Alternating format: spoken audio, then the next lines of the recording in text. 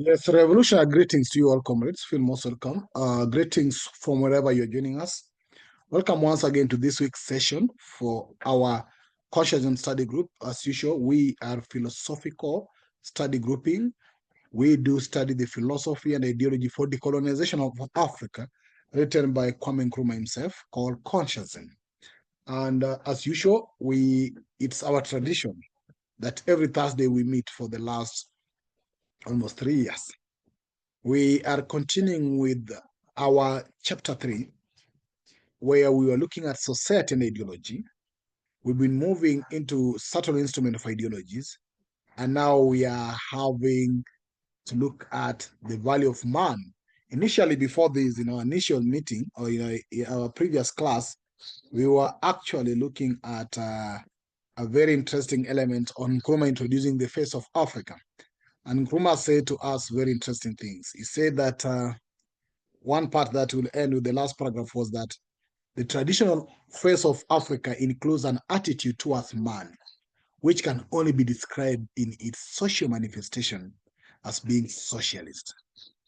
This arises from the fact that man is regarded in Africa as a primary spiritual being, a being endowed originally with a certain inward dignity, integrity, and value. So it stands refreshingly opposed to the Christian ideas of the original sin and degradation of man. That was a very powerful statement that Nkrumah put forth there. And therefore, we will continue with analyzing and assessing the man as Nkrumah processes and presents that man in African tradition in this now paragraph we are going to discuss today.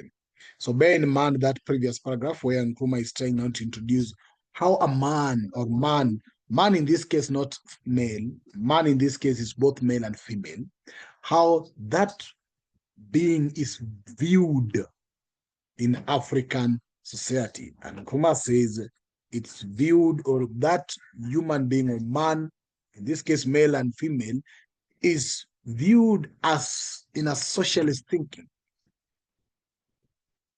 Because in Africa, that man is regarded as primarily spiritual being and is endowed with originally certain inward dignity, integrity, and values. And Nkrumah bring that just opposing in the beginning that this is contrary to the Christian ideas of original sin and the degradation of man in Christian values. So let's proceed with that today. And as usual, once again, feel most welcome to all those who have joined us. Our chair is here, Brother Kwame. We have our brother Philip, who is joining us from Ghana for the first time. Permit me, Brother Philip, to change your name from Alpha University to Philip, if that's okay with you. Then we are also having our Sir Windhoek, our brother, Sir Windhoek from Namibia. Feel most welcome, brother. I see your hand is up. I'll come back to you straight. We have also Brother Benny, our brother from South Africa, but also from Ghana.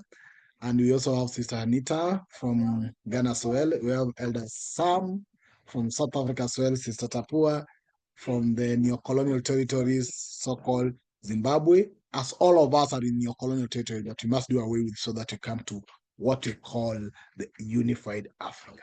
So welcome to our class today, and let's look forward for a productive conversation.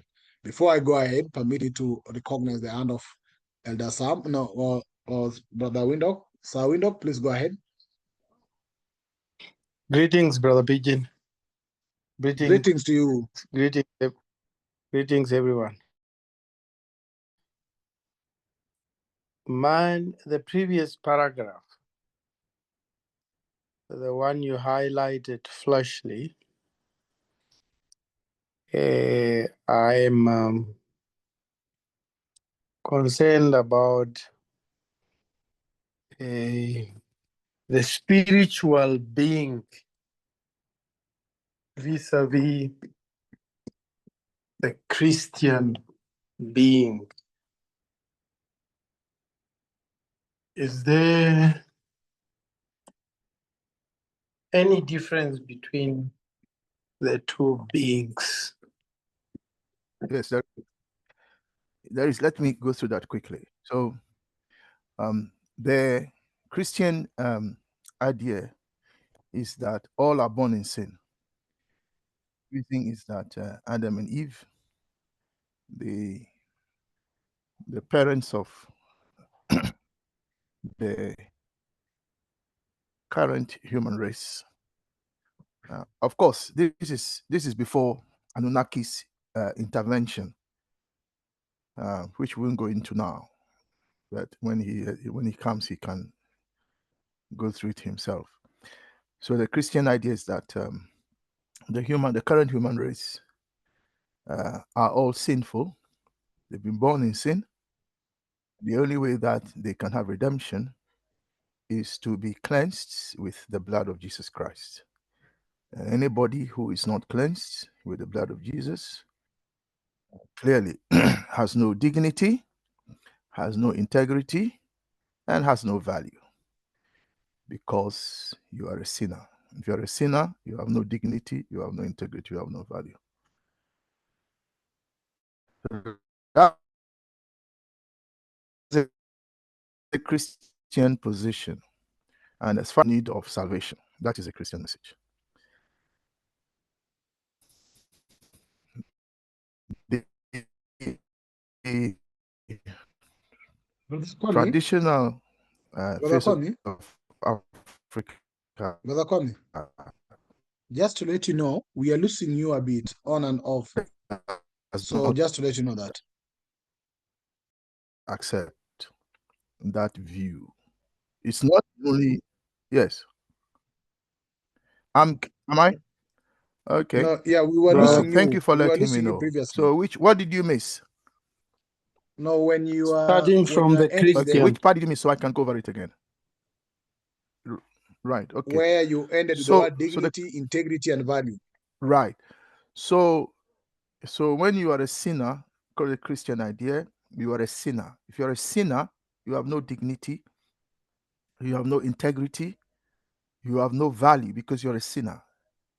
The only way you can have dignity, integrity, and value as a human being is to be born again through the blood of Jesus. So that is a Christian position.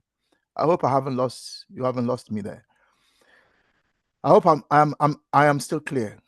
So that is a Christian position. And I was saying that the traditional face of Africa does not accept that view of man. And as I said, this is before Anunnaki's intervention.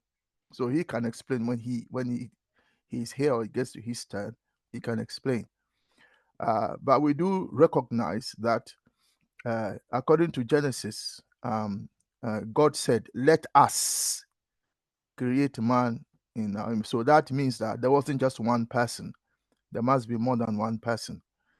And of course, this contrasts with our view of a monotheistic God. So if there is only one Almighty God, why would God say, "Let us create man," if there is just one monotheistic God?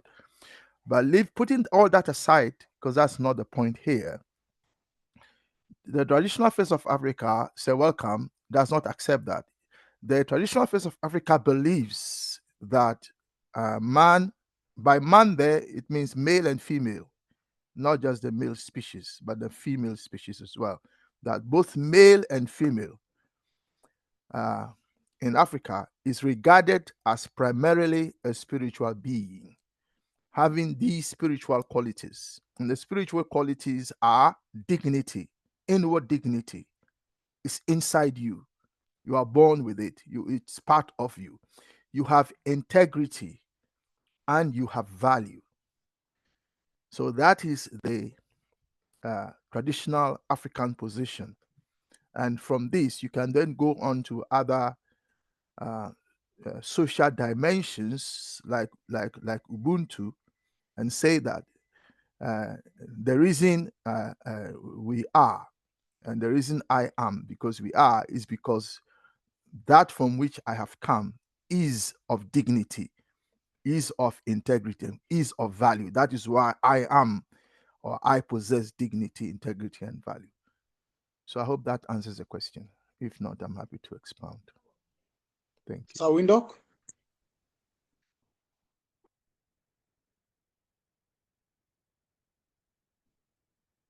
Yes, I was struggling to unmute. Yes, thank you so much. It's clear.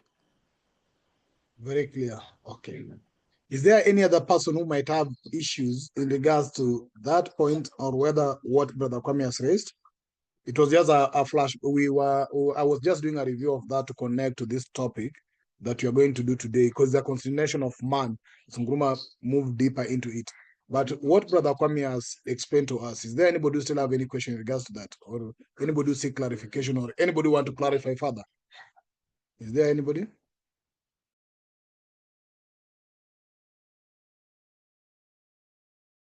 Okay, silence means everybody is satisfied. So then let's move to our paragraph for discussion today, which is this short and powerful paragraph. I'll request any of our member Brother who is Pigeon, in a position. Yes. if I may just make one more point, just the last line of the last paragraph, just to drive the point home. Yeah, just stop there. It says, and degradation of man. So that is important. So it's degraded. Uh-huh. So, and as I've explained, we don't accept that the black woman and the Brother black man Kwame, is degraded. can I Yes. engage you further on that, if you allow? Yes. Now you can move to the paragraph we are dealing with today, and then of course you can. Should I do the? Okay, permit me Yeah, just to it's engage you fine. further on this, because It's fine. Before you move down, that's fine. Let's do that. Yes. yeah, because when you touch on the word degradation of man, I think it's Yes. something that is not in the minds of many people do it. Because when you then categorize one man as being a sinner, you basically and literally put all these qualities that Brother Kwame are raising on African religion, which means this man you call a sinner has no dignity. This That's man a you call a Christian sinner idea. to Yes. you means is not having any integrity, and this man is valueless. Yes. That's the African. That is a Christian view. Now, That this that one, link me. that was why they said they came to Christianize us or civilize us, and to do Yeah, that I was trying to. they had to Christianize us first, because Christianizing us then gave us dignity, integrity, and value. That was the purpose of that. No, I wanted to link it, Brother Kwame, to the. Remember when we did the doctrine of discovery? Yes. And the papal bull of 1456, Yes. 1452, that was saying that the non-pagans, in fact, they call us pagans, and then they said that we go out there if we don't accept. I think it was the origin of all these things that went into slavery and colonialism. Yes. And that shows you that what was in their mind is that we were no beings. That's why even they came up with the word no man's land, which means the land was of no man unless the man is converted. You are an animal. You are not even a human being. No. You're not even a human being. That is it. And you remember, Sister Catherine, I don't know if she's here today. Remember, she used the terminology barbarians. And I had to I remember. And I had to disassociate myself because of my role here.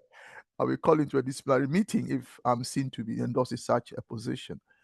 So to be a barbarian is precisely that. You were not you were not even considered civilized or human, and so it was a very, very serious charge. And the purple bull that you've mentioned, although it had an economic motivation, the idea was that if you were not part of the Christian world as they saw it, even though Ethiopia, I mean, I'm talking about not the whole of Africa, but Ethiopia as a country, even though Ethiopia had had Christianity long before they even saw the light, and yet the claim was that unless you were part of the Christian world, that somehow you were not, you lacked dignity, inward dignity, integrity, and value. Brother Kwame, if you permit me to finish my thought because of time. Oh, sorry, I thought you had finished. Sorry, go on. No, I want to concentrate on that term degradation, because then we want to see its impact currently, because it means as much as we might be all black people either professing the same faith, or as much as we can be in the same family, and one is a Christian and one is perceived not to be saved, then one person will see the same brother, the wife, or the child as a person who has no dignity, who has no value, just because they have not professed that religion or that whatever faith. And that is very, very important that we note it, even as we move deep to now the analysis of how Nkrumah now bring what is a man in African society. I think that's what I wanted to stress on. Thank you. And thank you. Fight between, yeah. So I don't know if I put my camera on so you can see me. I like to put my camera on. I don't believe in this putting off camera business. Yeah. Some people, there are people here we have never seen their face before, and yet they say they are part of us, and yet we have never seen. We don't know what you look like. I might see you in the street and pass you by, because maybe you will call me, but I don't even know you. I've never seen your face before. Anyway, putting that aside, the fight between the traditionalists and the Christians in Ghana, it has stopped now. It used to be very ferocious during what is in Accra called the Homo Festival. So the owners of the land in Accra are the Gan people. And the Gan people have a festival every August called the Homo Festival. And during that period, you do not play drums. There is a ban on drumming and things like that. And the Christians said that they don't agree. And and you wouldn't believe Christians fighting blows with traditionalists. And interestingly, the same Christians, when Christianity first came, they said the drum belonged to the devil. So they never use drums in the church, because they said it belonged to the devil. The same Christians. So initially, Christians never used drums, our local drums, these same drums in the church, because it was evil. It was of the devil. And then anyway, I just thought I'll mention that. Thank you. So that's part of our terminological discussions, but it's not part of the class, as it were. Thank you. Now let's get to then our reading for today. Anybody who will wish to read for us, please go ahead. Any member who is willing to read for us this paragraph highlighted.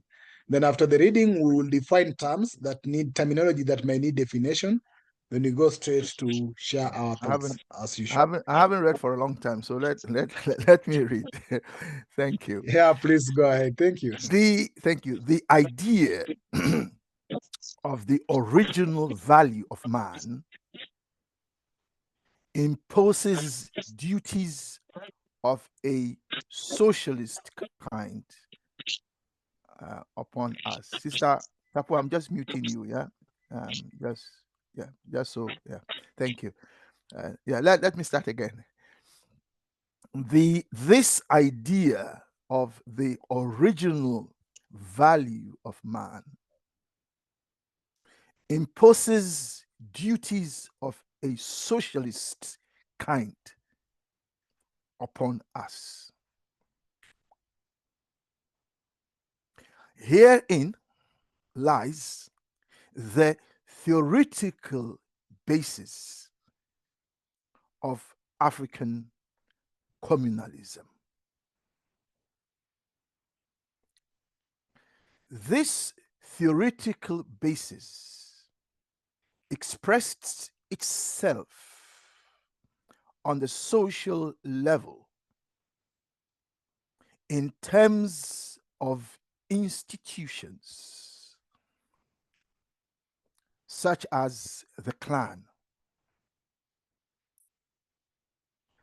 underlining the initial equality of all and the responsibility of many for one. In this social situation, it was impossible for classes of a Marxian kind to arise. By a Marxian kind of class, I mean one which has a place in a horizontal social stratification.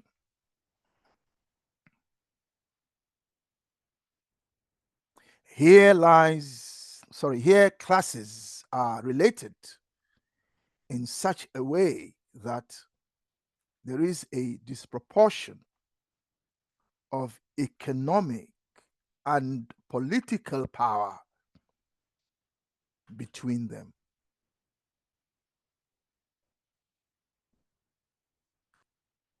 In such a society, there exist classes which are crushed, lacerated, and ground down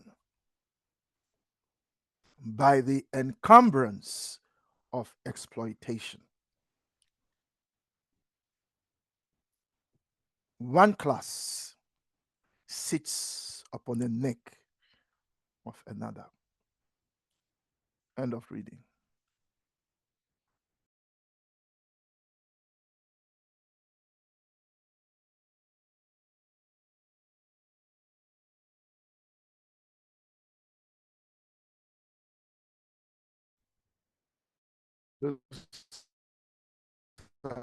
Brother Pigeon is and Brother Kwame, yes, Brother Kwame, you're very low. I can't hear you loudly. Maybe it's on my side. So I you can't couldn't hear me. I could hear you, but your voice was fainting a bit. Can you hear me better now? Is it louder now? Yeah, I can hear you loudly now. Okay. Is it even Now- louder? No, it's good. Where it is good. Okay. All right. Let me reread again then for the benefit of all of us. A bit faster this time. So this idea. How about if I do it, Brother Kwame? How about Yes. if I do it for you, so that you can also digest the text? Okay. Go ahead. Yeah, so that you can also process the text. So this idea of the original value of man imposes duties of a socialist kind upon us. Herein lies the theoretical basis of African communalism. This theoretical basis expressed itself on the social level in terms of institutions such as the clan, underlining the initial equality of all and the responsibility of many for one. In this social situation, it was impossible for class of a Marxian kind to arise. Papa. By a Marxian kind of class, I mean one which has a place in a horizontal social stratification. Here, classes are related in such a way that there's a disappropriation of economic and political power between them. In such a society, there exist classes which are crushed, lacerated, and ground down by the encumbrance of exploitation. One class sits upon the neck of another. Brother Kwame, back to you now. You can hold chair for us. Yeah, thank you, Brother Pigeon. So is my voice clearer? Is the volume okay? Now it's okay. When you started, it was a bit Okay. faint, but now it's okay. Okay, so we've heard the reading, brothers and sisters. Let's share our thinking on what we've read. And let's remember, everyone is free to share their thinking however so they wish. And we only ask that you differentiate between facts and opinions when you do. But please, this is a safe space. Don't feel nervous or anxious to share your thinking because you think we may not agree. This is a safe space. We support one another here. And yeah, so we've had the reading. Now we'll go through our list, and there are only 9 of us at the moment. So it should be okay for us to just go through the list and ask everyone to share what their thinking is. So if it's okay with everyone, we've had a lot of male voices. So maybe it'd be nice to start with a female voice to bring balance, because this balance is important in creation. So we have Sister, I know Sister Ida may not have got home yet. I think she's still at work, so she hasn't joined us yet.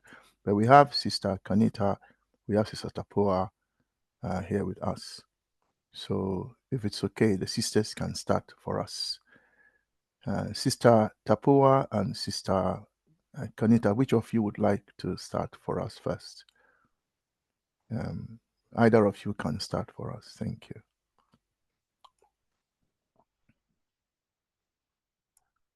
Thank you. I think I went first last time, so I'll wait for my sister to go. Okay. Sister Tapoa, you've been nominated to go first. Is that okay with you? Yes, I will go. I'm trying to work out the structure of the paragraph because I think I'm getting thrown out by the contrast that is made between the two social structures. Because the paragraph starts with the idea of the original value of men, which we've already talked about. And so this paragraph, for me, it starts with this idea. The next sentence is this theoretical basis, right? And I'm still referring to integrity and so on, which resides in institutions such as the clan and so on, being of equal value. But what's throwing me off is when he starts talking about in this social situation, it was impossible. We're still talking about the African structure because in the social structure, it was impossible. Yes. And then he's referring to the Marxist kind of class, right? Where we've got the stratification of the proletariats, the workers, and so on, right? And then he then says, this is what's throwing me off. He says, here, classes are related in such a way that there is a disproportion of economic and political power. Yes, that is the Marxian class. That's the Marxian class. Okay, the here is referring to the Marxian class. The Marxian class, yes. Okay, so all those sentences after that here is referring to the Marxian class, yeah. The word Marxian is coming from Karl Marx's name, Karl Marx, yeah. So sometimes people say, for example, people say socialist economics, and another word people use is Marxian economics, because the idea is that socialist economics and Marxian economics are the same. Although some would argue that there are slight differences. So the word Marxian there is basically what Marx said in his Das Kapital, which was that there were two classes vying for economic and political control. Well, the capitalist class has it, and the working class must fight to. Okay. All right. Thank yeah. you. Yeah. So Sister Tapua, you are right. That is referring to the Marxian class. Yes. Thank you. Right. So my take from this paragraph is pointing out the challenges that we have as Africans. I'm going to give you an example from the Zimbabwean context, because in the Zimbabwean context, the Africans in the European setting became very adept at behaving in a way that suited either environment. So you have, amongst ourselves, we hold each other as people, we used to hold each other as people with dignity, integrity, and so on. But because we found ourselves having to behave like a Christian and acknowledging that there's something wrong with you and then you need redemption and so on, it made us schizophrenic in a way. And this now is what's making it difficult for people to embrace Ubuntu, that consciousness that you must feel for one another.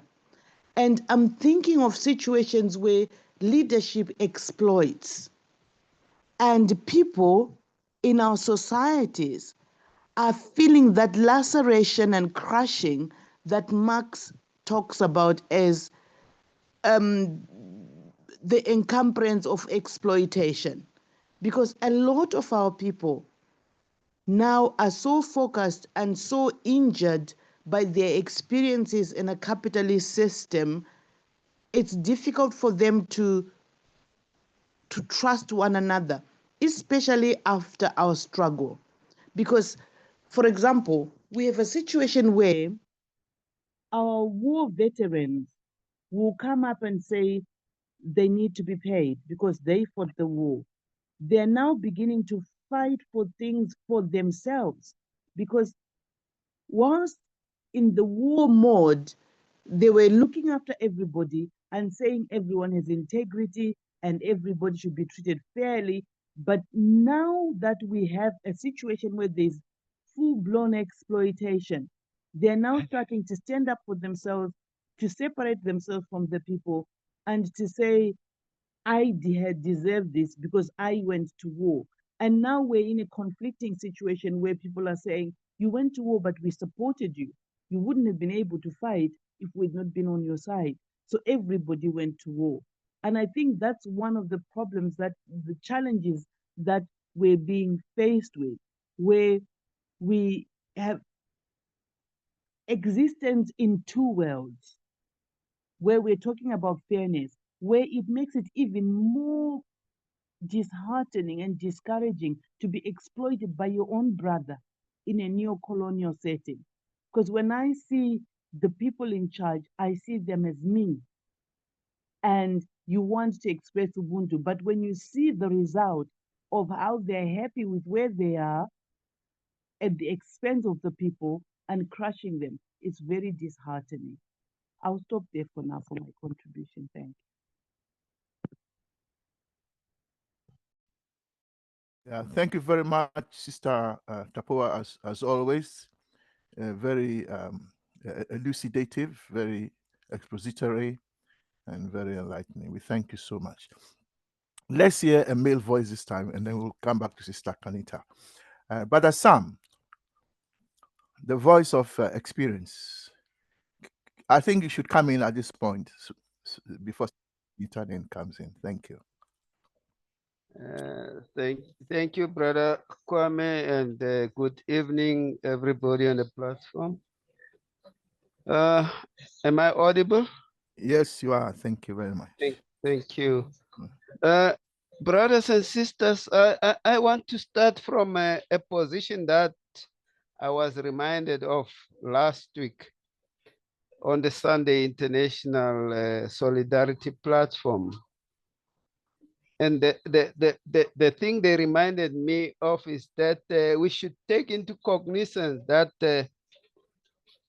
oppression and all these forms of degradation and dehumanizing of us by colonialism, and as we speak now, neocolonialism, adding to those years, spends many years. In our case in South Africa, it spends over 300 years. And we have lost even our historical things that are internally in us.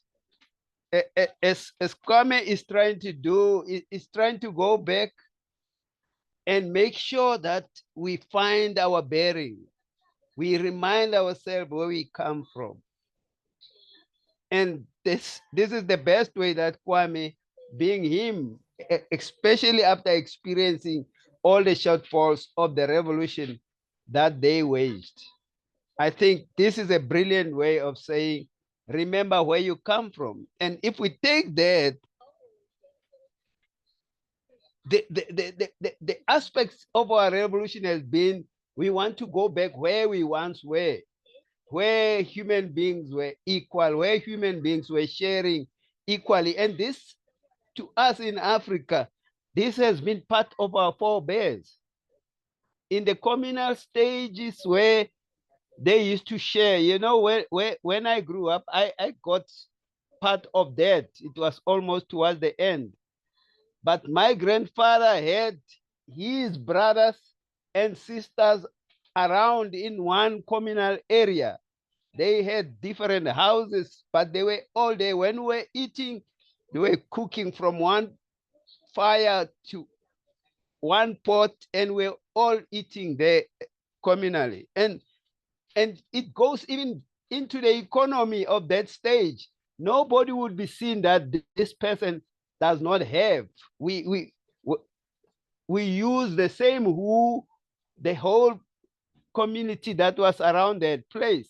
We use the same donkeys if it was donkeys, if it was cattle. Nobody was seen to be poor. Even a man that was not bearing children, that things like those were not seen in those communities, because our systems had a way of making sure that they handle that aspect. So those are the things that Kwame Nkrumah is trying to bring back to us.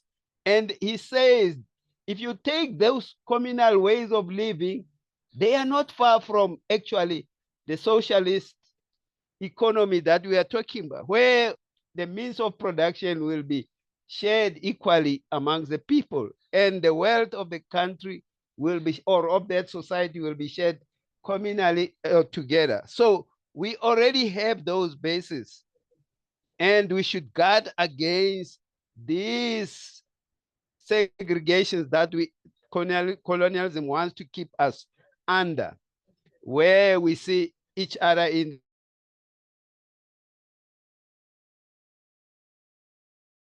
have nots, and we justify those who have it because they were created by God to be there, and you are degraded there, and it is by God that you should be a slave or perpetually exploited. I think I will stop there. Thanks. Yeah, no, thank you, brother Sam, for your experiential contribution there. If I may just ask you one question, just for the benefit of all of us, because of your experience, which is that in light of what you said, would you say that that is precisely what apartheid was against, and that is what the ANC has been unable to overcome? Hence, we still have the situation where the lives of certain Africans or some Africans are degraded. There's no dignity even in how they live, and so on and so forth. What would you say to that?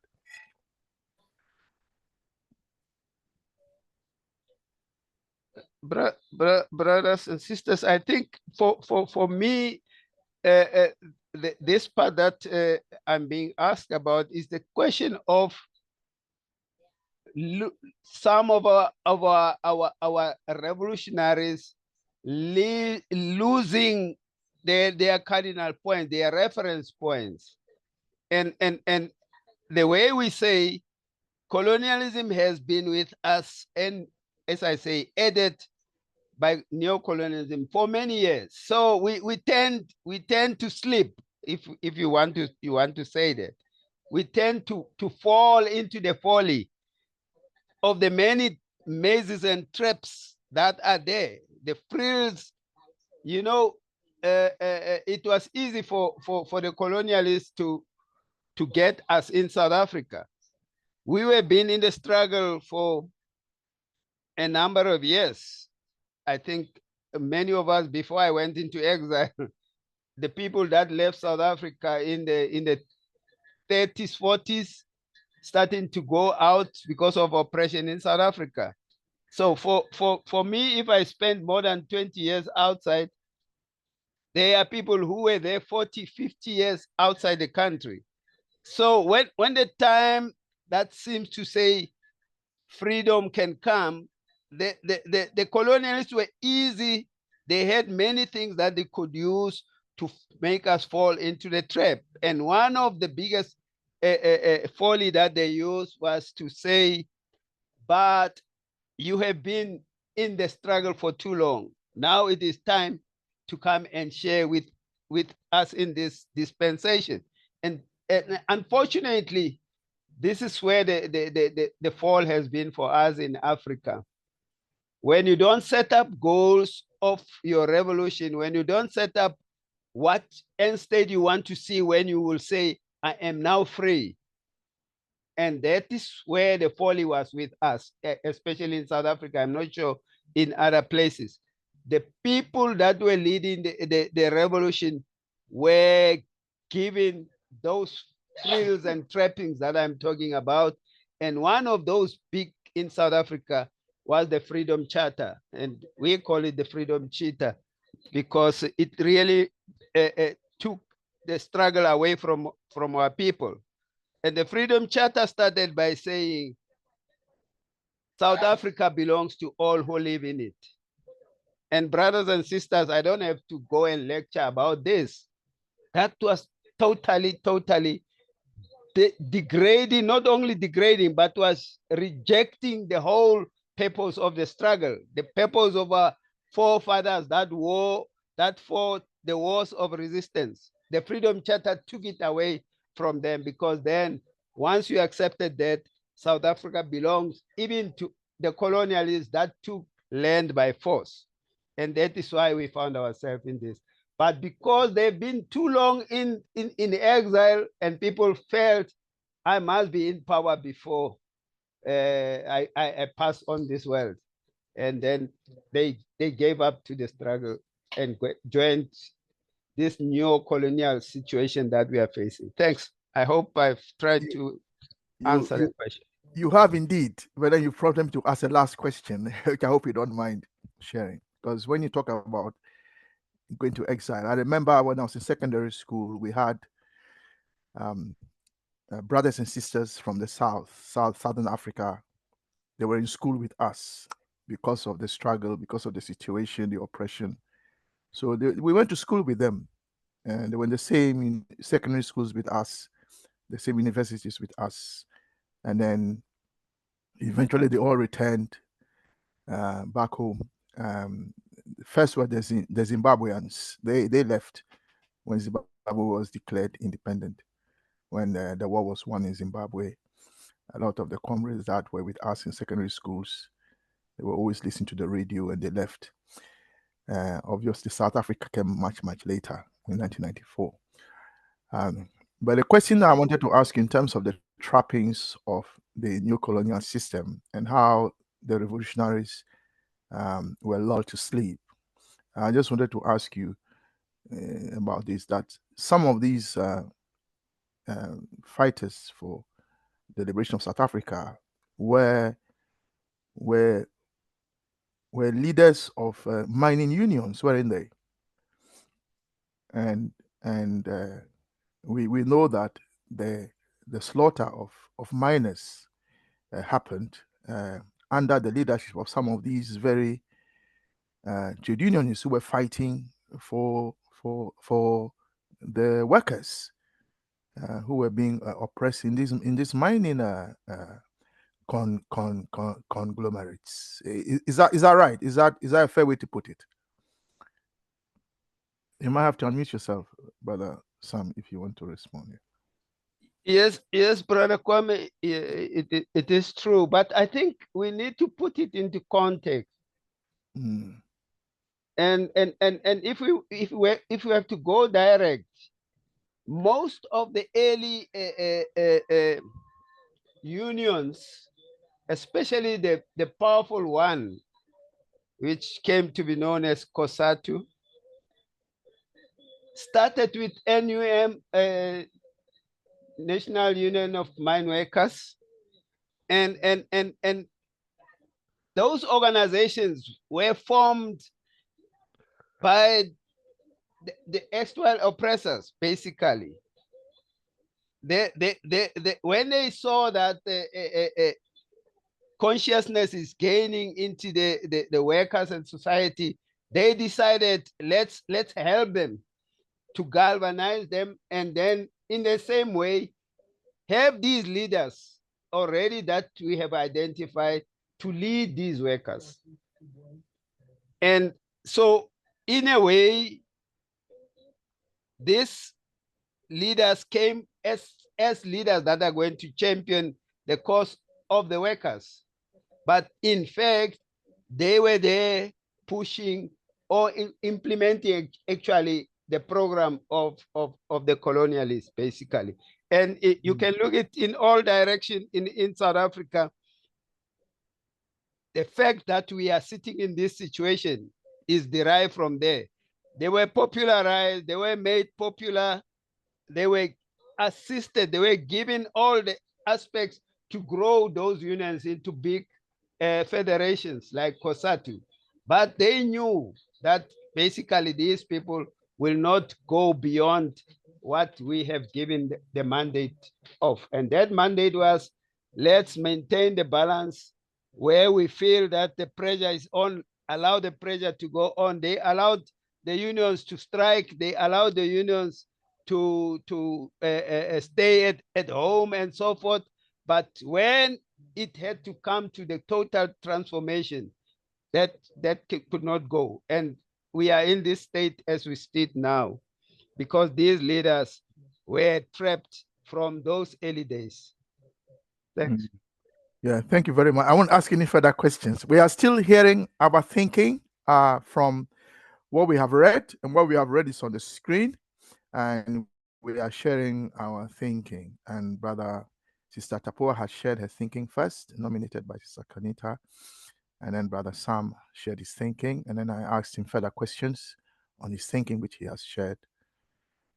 We'll now move to Sister Kanita, but I notice Sister Tapua's hand is up.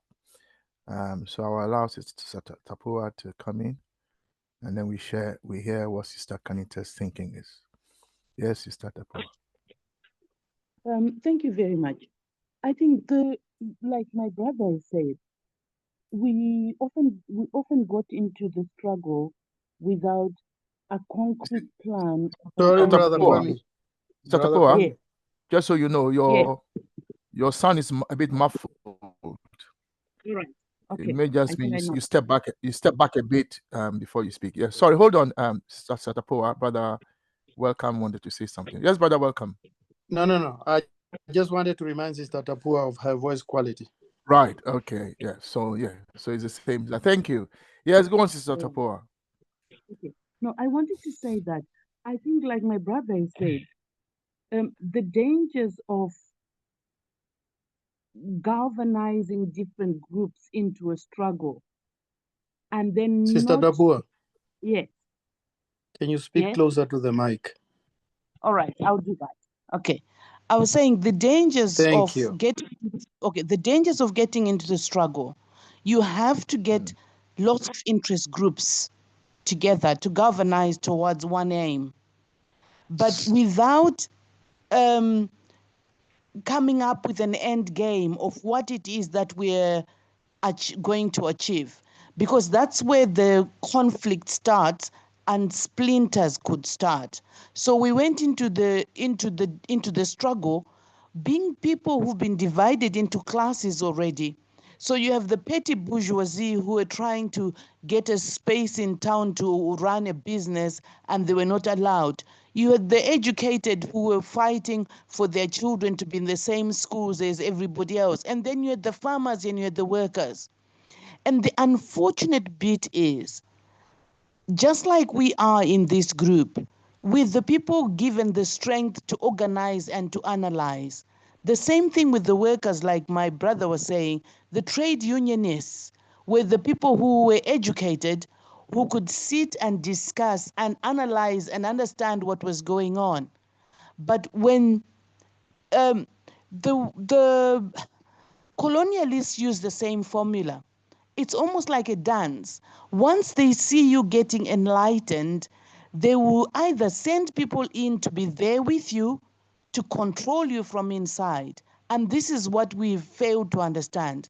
That, for example, when Kwame Nkrumah was talking about the unification of Africa, we ended up with the Organization of African Unity, which they sponsored, and then we try and change it this way, they do the same, and so on. I mean, even including the struggle with slave trade. It's only when they saw they were losing that they started saying, oh, we're going to free the slaves. But it had become uneconomic, and they never say that. So the dangers that we're being reminded of here is we need, even amongst ourselves, to be very sure of what kind of Africa we want, so that when people jump onto the bandwagon, they know exactly what we're talking about and they know exactly where we're going, so that nobody's surprised when Traore starts doing what he said he'd do and everybody else understands exactly where they're going, because then you've got buy-in. So I think that's the danger that we have. And I think that's the danger that we always need to pay attention to, that we've been subdivided into classes. Thank you. Although Thank we you have open functions. Yeah, Thank you. thank you very much. So Sister Poa is sharing her further thinking on the Marxian kind of class and how it meant that there were conflicting interests all coming together in the struggle for independence, and because it wasn't made clear. So thank you very much for your thinking. Just a quick reminder, Sister Poa, you said that we failed to understand it. I would like to assure you that we do understand, even as far back as a struggle for independence. So, for instance, Komla Agbeli Gbedema, who was leading Nkrumah's struggle, because Nkrumah had been imprisoned, and they earmarked Komla, and then what they did was they sent him a lot of money and asked him to forget Nkrumah in prison and organize for himself. And what he said later to us publicly was that it was when the imperialists came to him and said to him, we think you are a good leader, forget about Nkrumah and lead the CPP and so on. He said that was when he realized the power of Nkrumah. And so that is where he rather took the money and put it into the campaign to organize a campaign for the CPP, and later on, as you know, the CPP won the elections, and Nkrumah won his seat in Accra. In fact, somebody stepped down for Nkrumah to run, and Nkrumah won the seat. So the governor at the time had no choice but to release Nkrumah from prison and invite him to form the first black government on post-colonialism, that is, the first black government in sub-Saharan Africa. I say post-colonial because remember, Liberia was a black government, Ethiopia was a black government, and they were not colonized. So that's why I say that. But in terms of those who were colonized, Nkrumah was the first. The CPP government of 1951 was the first. So I'm merely sharing, Sister Poa, that you are right that that's what they do. But remember that yes, we do understand, and we know how they operate, and even as far back as a struggle, there were those like Komla Agbeli Gbedema who recognized what they wanted to do and did not follow what they wanted. But there are still Africans who will sell us out. That there's no doubt. Thank you very much. So let's now hear from Sister Kanita. Thank you.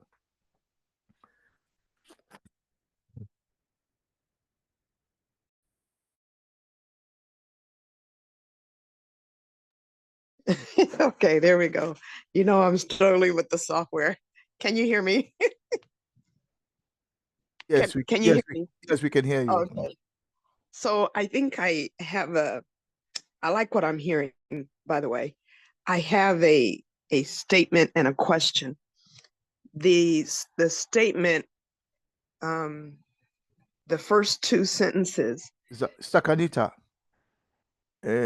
of course, you can share what you First like. two sentences of the highlighted paragraph, which Yes, says this Sister idea. Kanita, I don't know if she can hear me. Sister Yes. Kanita, I was saying that Yes. you share your thinking. I don't know what you mean by statement. You are sharing your thinking with us. I'm not sure what you mean by statement. I think we're splitting hairs, but no problem. I'll use those No, words. it's fine. Okay, no, you don't have to use the exact words. I just want to be sure that's what you are doing. That's all. Yes, because please. The English language is a very, very slippery language. Sometimes, Sure. Yeah. So that's why no. You can use whatever words you like, but I'm just saying. I just want to be sure that you are sharing your thinking with us. Thank you. Please carry on. Okay. So my comment. I want to share my thinking on the first two sentences. This idea of the original value of man, of a socialist kind upon us. Herein lies the theoretical basis of African communalism.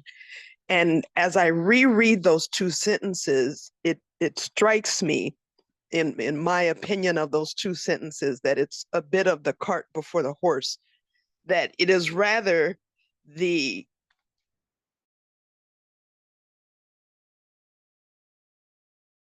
where socialism has its basis in that. And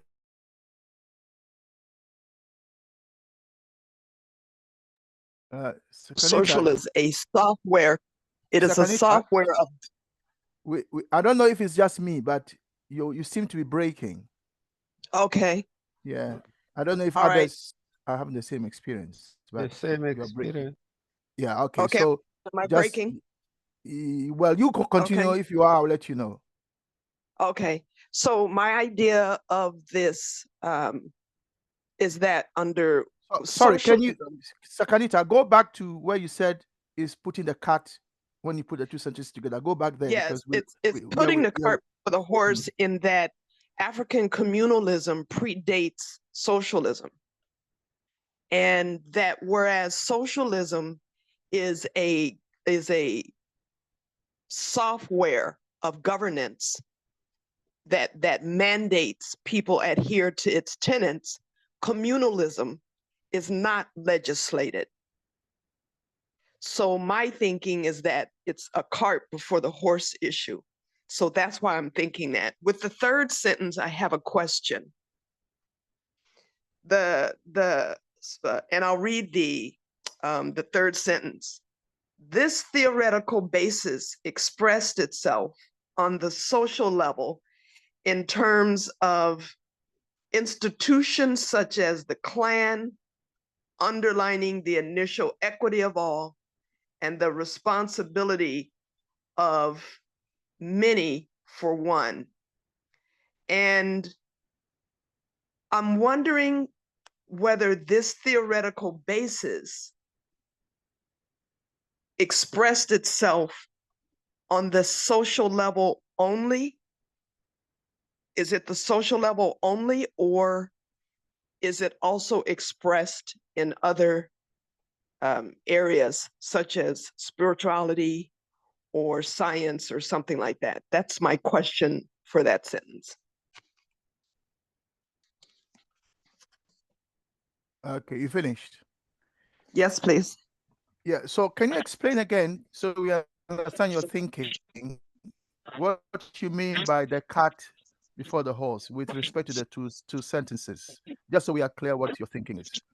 So I don't think that socialism informs a theoretical basis for communalism. I think it's the other way around.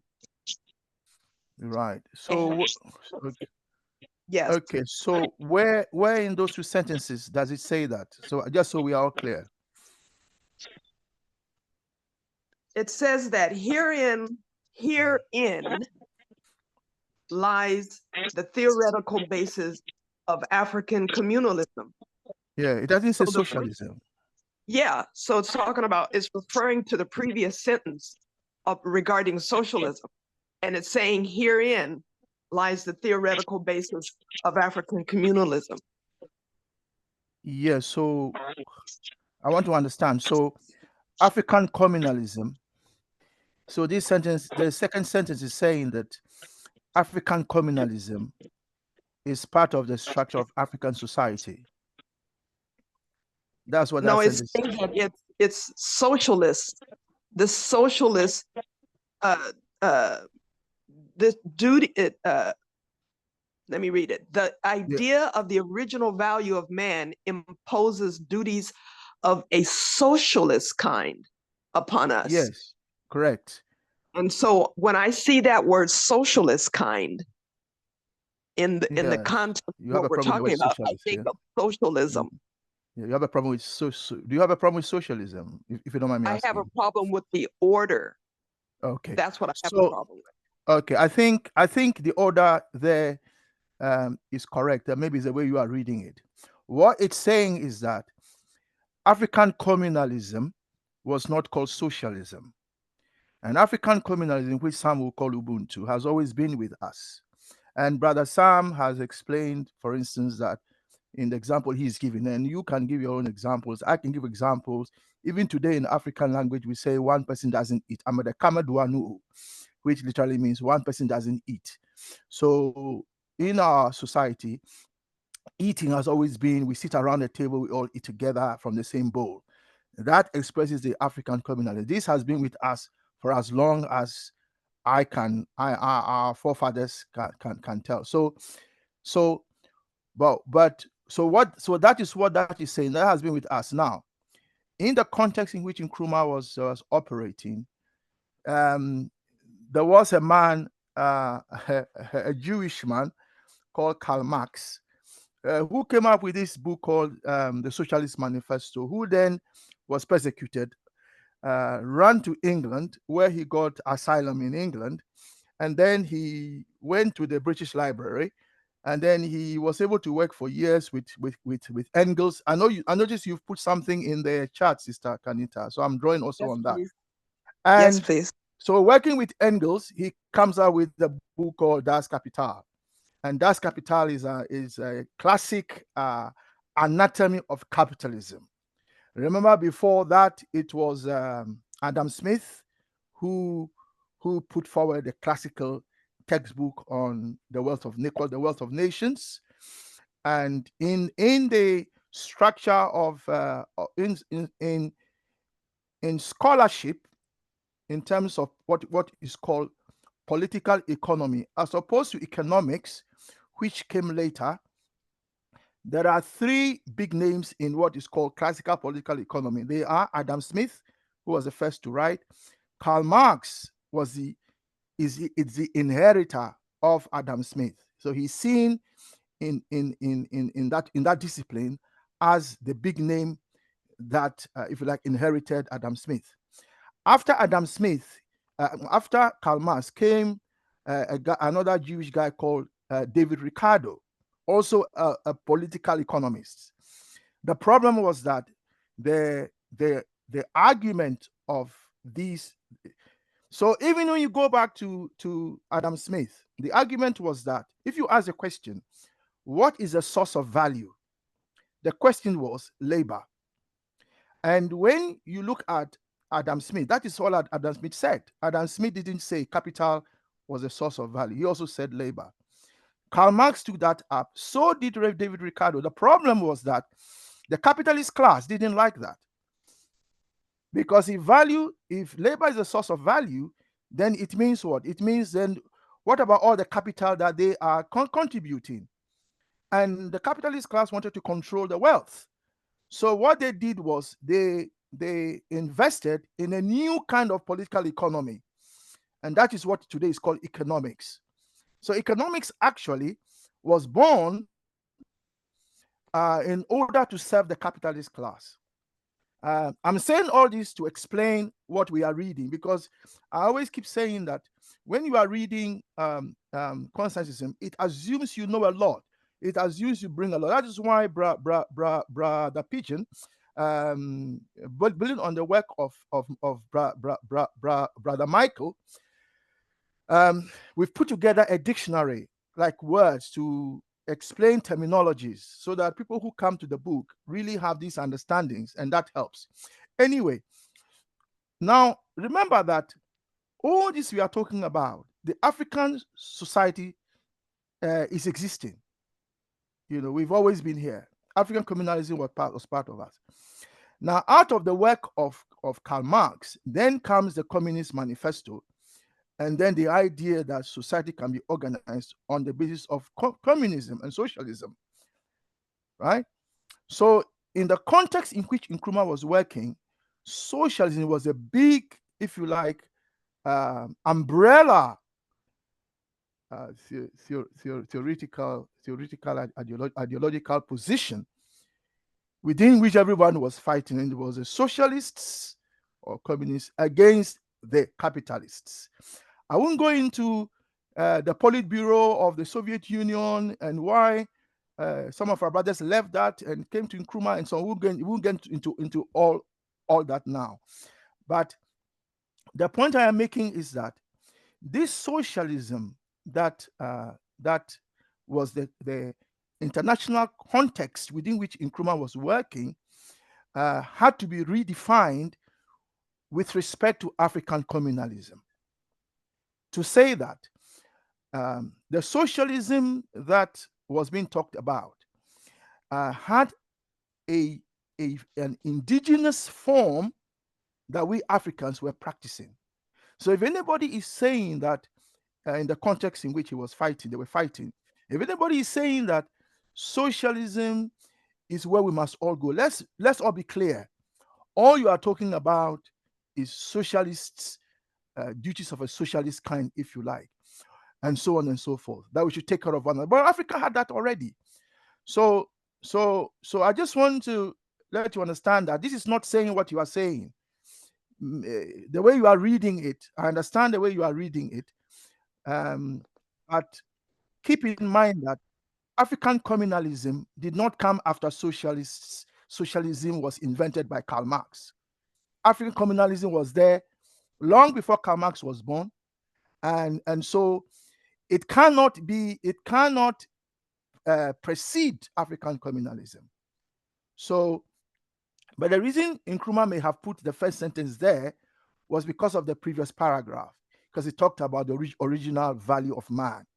So that will explain why he then linked it that way and say that this idea, remember this idea that we looked in the previous paragraph, this idea of the original value of man imposes duties of a socialist kind upon us. However, and this is what he said, herein lies the theoretical basis of African communalism. And why would he put it that way? Because socialism is a theory on its own. And African communalism, although it's been with us, I don't know if anybody is aware of any indigenous theory built on that we've inherited. I don't know. There may be, I don't know. But I'm not aware of African communalism as a theory proposed for the whole of the continent or the Black nation, as you know. So Sister Kanita, I am contributing to your thinking, put it that way, and saying that you are right to say that African communalism preceded socialism. Yes, you are right. And I am adding to your thinking by saying that these two sentences are not saying that. Well, that African. Yeah, go on. Yes, go ahead. Apparently the signal went out, and I thought when the signal went out, you had stopped talking. No, it's fine. You can. I have Ended up said a lot. interrupting you. Yeah, Please it's- complete your thought. No, please. I have Okay. said a lot. You can come in now. Okay. So, in other words, I think that if anything, socialism is informed by African communalism. So, that's just. Sorry, So Sister my Kanita, question then, Sister Kanita, you are still breaking. So that's my thought. That's my thinking. And no, I'm saying, Sister Kanita, my thinking is my thinking. Sister Kanita, Yeah. your line is still breaking. We didn't quite get I want to ask my question. Yeah, sorry, we didn't get what you said Yeah, in the previous we're sentence. agreeing. We're agreeing. At the end of Okay. the day, with all that you've said, we're agreeing. So Okay. I'm fine. Okay. So my question has to do with the third sentence, and that is the how this theoretical basis expressed itself on the social level. And my question is, does it express itself on the social level only? No, it doesn't. It expresses itself also in the economic level, in all levels of society. It does. Okay. So Okay, I thank think, you. yeah, I think here Nkrumah is focusing on class, on the Okay. structure, on the structure of the class system. And as you know, the class system is a social organizational system where society in terms of class is organized. Society is organized in terms of class. So we have the aristocratic class at the top with the monarch at the top there. Then you have the middle classes, and then you have the working class, and then you have those who are not in any class, like children, people who are not part of the capitalist class, as it were, because they are mothers who are not part of the system in the sense that they don't work. And then all those of us who are unemployed, we are all not part of that class, as it were. So that is, if you like, the social structure. So I think Nkrumah is drawing our attention to the social structure. But your question is it only on that level? No. And Nkrumah, being a leader of a nation, you can understand that there's no way he would think that this only applies to the social situation only. You can see that from his writings, all his writings, and so on. So the answer is no. You are right. It's not only on the social class; it's also on other classes. But if you look at, in addition to what you say, if you look at the sentence as a whole, it says it was impossible for classes of a Marxian kind to arise. What class is he talking about there? So here he's focusing on exploitation. So in the capitalist class is exploitative class, and yeah. So I hope that helps. Yeah. If please come back, Yes. add something. Yeah. Yes, please. I want to, before I mute my mic, just make a small suggestion. I've heard you say before, or at least someone else say before a couple of times, that this book presupposes that people understand a lot. I have always said that. Yes, I've always said that. And I'm not sure if we're looking at trying to get younger listeners onto the channel, and in particular younger female listeners, based on what the stats were shared time before last. I think I would suggest that maybe that statement might be reevaluated. Explain what you mean. If I'm a 24-year-old and I come onto this channel, 24-year-old female, maybe I'm feeling a bit bold and excited to be here, or maybe I'm feeling shy. And if I'm called upon to offer a comment or ask a question, and I make a comment or I ask a question, and someone tells me this book presupposes that I should know a lot, there's a good chance I may feel that I'm being told to shut up because I don't know what I'm talking about. Okay. Although that is not our intention. Oh, of course not. Yeah. But if I'm hearing that, you see, and it comes to my mind, I'm sure someone half my age, it can come to their mind. Yeah, no, So thanks for that's my thanks. suggestion. Yeah, thanks for drawing our attention to that. I can tell you from experience, because I've been doing this for a long time. We did this first physically in a physical space before when the COVID came. We moved online, and I can tell you that it was attended by a lot of young people when we had the class on the ground. Not sure why we only attract older people when we've gone online. Maybe it's the way we are presenting it. But I can assure Sister Kanita that a lot of those who attended the class were also very young people. In fact, some of them were I remember 2 girls who came and they were just excited. And they said they didn't know something like this existed. I mean, the fact that you can meet as Africans and discuss philosophy and ideology with respect to the African situation is not something that they had ever either been part of or seen. So we had a lot of young people, and they recognized some of the things I'm saying are something they have said themselves also. So, for instance, all I have said about Marxian economics and all the way to Adam Smith, I only know these things because I am a trained economist myself. I have a master's in the subject, so I know a lot about this.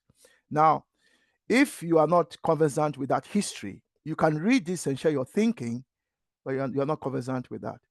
So what we have said, and is that we will put together a kind of dictionary or an explanation of terminologies where we will also add these backgrounds.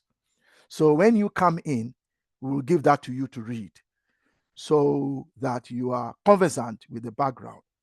But as I said, thank you very much. We have done some work on that. Brother Michael started it.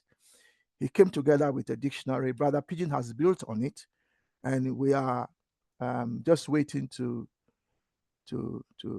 if you like, finalize it, and then we share it with all of us. Oh, for clarity's sake, I'm not saying that you've never had young people a part of it. I'm speaking specifically to the stats, and I'm speaking specifically to the utility of the statement of saying this book presupposes you know a lot. I too have seen young people engaged in this actual book, and these are grade schoolers. These are not college level students. I've seen it with my eyes here in Ghana, and I posted the website of the school where I've seen it. However, that kind of statement I've never seen made to those children. So my suggestion is to rethink the utility of making that statement. It's just a suggestion. I hear you. Although what I'm saying is true, I hear what maybe the way I say it, but yeah. Point taken. Of course, when university students who have read more widely are discussing the book, of course, it will be different from other groups. Okay, thank you very much, Sister Kanita, for your enlightened contribution. And we are yet, well, I am personally yet to get to grips with the link you shared. We had been contacted by somebody from Kasua who said they wanted to join the class when we first announced it, but they never joined, or he or she never joined, if I remember.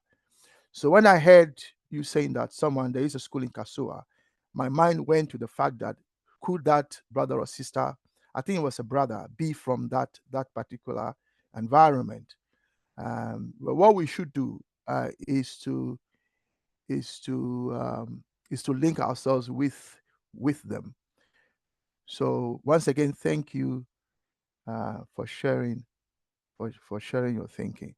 But Sakadita, you know a lot that we also don't know. So you came here with a lot of knowledge, and you shared with us a lot of history that some of us were not aware of. So I mean, if you tell us that, look, brother, I know things you don't know, I don't think I will find that difficult to accept at all. But we hear you. Let's hear from a brother this time, and Brother Windhoek. Welcome. Thank you, Thank, Brother Kwame. thank you. The first two sentences, I understood it exactly the same way Sister Kanita has understood them, or she has put them. That African communalism predates socialism, and I wonder why. No, that's not what she said. Brother That's Kwame not, that's not what Sister Kanita said, brother. Listen. Sorry. Let's Sorry. listen to him. Yeah, go on. Sorry. So Sister Kanita, sorry, let me explain. Sister Kanita said that the texts suggested that socialism preceded African communalism. And Brother Welcome, you are saying that you understood as she understood. You need to clarify what you mean, please. Thank you. Please carry on.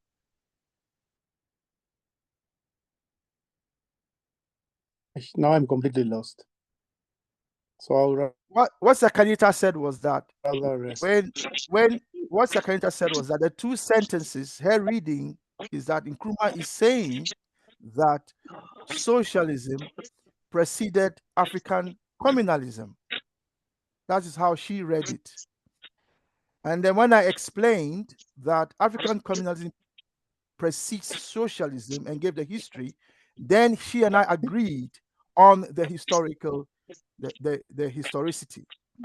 So when you say you agree with her, I was asking, what exactly are you agreeing with, so that we are clear what it is you are agreeing with. Brother, welcome. Brother Can I come Kwame. in, please? Yes. Sister Tapua, can you hold on, please? Yes, Brother Pigeon. Brother, welcome. Sister Tapua, can you help me there? Yes. I think what we need is, because this is a learning process, if we suspect that someone might have misunderstood something, let's listen to the end. Let's not interrupt. Because if we listen to the end, then we've got a better handle of understanding where it is that they might have missed something or where we can add something. Because it's very frustrating for one to start a sentence before you've finished your idea to then someone interrupting. It's really disheartening. So just that restraint of waiting until someone has finished and then coming in to help them understand what it is. We will all learn from the process. Because right now I was wondering what my brother was going to say before he interrupted. Before he was interrupted. Yes, thank you. Sister Tapua, I hear what you're saying. We're all sharing our thinking, and I'm sharing. If the brother starts with a statement that I don't understand, and I'm chairing the meeting, remember, we are sharing our thinking, and it's being chaired. I need him to clarify what he means, and then he carries on. I am not interrupting him. He will still share his thinking. But he said he understood what he agrees with Sister Kanita's position. And I wanted him to clarify that, then continue what he's saying, rather than wait for him to say it. So I needed us to understand what he means, then he continues his thinking. I'm not interrupting him at all. I am supporting him. Thank you. Right. I can I come back? No, you can't come back. That's all right. Let brother welcome share his thinking. Thank you. Brother, welcome. My confidence has dwindled. I will not be able to. Why has your confidence dwindled? I don't know. Maybe I started on my thinking, my thoughts made me start on a wrong footing, making my whole thought almost misplaced. So I don't think I will really carry on, because Yeah, I understood welcome. I understood it from the very same specific that I wanted to study it. Okay, go. All right, you And carry on. And what if was it that? has Carry to on. be changed, then no, I think I will rest it for now. Maybe put my courage together and come back at a later stage if I would. Okay, but yes, that's fine. But we'd like to hear your thinking. All right, let's go to a sister. How many sisters do we have? We have. I thought Sister Ida joined us. Okay, Brother Eric is still struggling to join. Okay, we don't have any other sisters amongst us. So just brothers left. So maybe we'll go to another brother. Brother Coco has just joined us. So we'll give him time. Sundiata, is that, please, who are you? Can you just tell us who you are? I think you've been here for a while. Sundiata? Can you hear me? Yeah, we can hear you, Sundiata. Where are you joining from? From London. Okay. Have you read what is on the screen? Have you listened to it or read it? Are you happy to share your thinking? Yeah, I'm listening. One of my dilemma is I'm here with my father at the moment. Sorry, I didn't quite hear what you said. Sorry, your voice is muffled. Maybe come closer to the mic. Okay. Yeah, what I was saying is, I'm here looking after my father, so it's a little bit difficult for me to talk, but I'm listening to. Brother Kwame, I can't hear the comrade who is speaking. So Yeah, probably his voice is muffled. Yeah. Yeah. All right. Yeah. Okay, brother Sandiata, I think you are saying you can't talk, and that you are with your father. I think we've heard that one. Thank you very much. Yeah. Continue to listen and let me know when you want to share. Yeah. I'll do that. But I would like to say, sometimes from a personal perspective, I'm not sure if the rest We of can't hear you very well, brother. We can't hear you Uh, very well. Okay, not to worry then. I'll listen in. Yeah, I think the sound is not coming across very well. Yeah. Okay. All right, thank you. Okay. Brother. Okay, so Brother Sandiata can't speak because of where he is. We've heard from Brother Sam. We've heard from Sister Tapua. We've heard from Brother Kanita. Brother Welcome will come back when he says he's more confident on his point. And then Brother Benny, you've been here from the beginning. Can you share your thinking, please? Thank you. Yeah, thank you, Brother Kwame. I've been listening and enjoying listening so much, despite some of these things. Yeah, and the fact African environment. Hold on. Brother Benny, your sound is also muffled. Is it my end or other people can hear you clearly? Okay, let me change because I'm using earbud. Okay. Yeah, I think you can hear me now. Very clearly now. Thank you. Okay. Is the earbud? Maybe that is the same thing with the other brother in London. I think so. Yeah.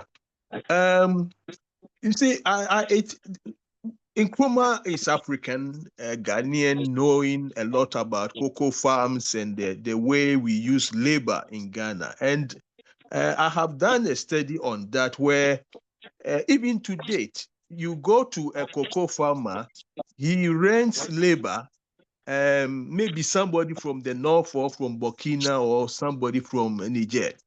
What happens is they have something they call abusa. The person will farm, he build a house there for him. If he's got a family, they live there, they eat on the farm.